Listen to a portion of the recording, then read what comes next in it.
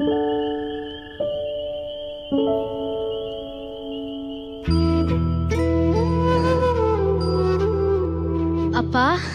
ಆ ಬಾಮ್ಮ, ಯಾಕೆ ತಡ ಮಾಡಿಬಿಟ್ಟೆ?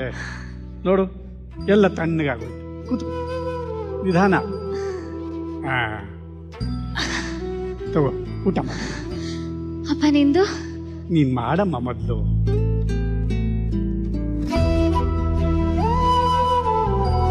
ಅಪ್ಪ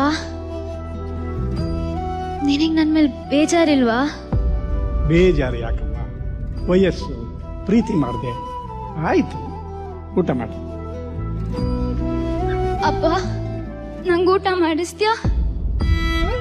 ಆಸೆ ಆಗ್ತಿದೆಯಾ?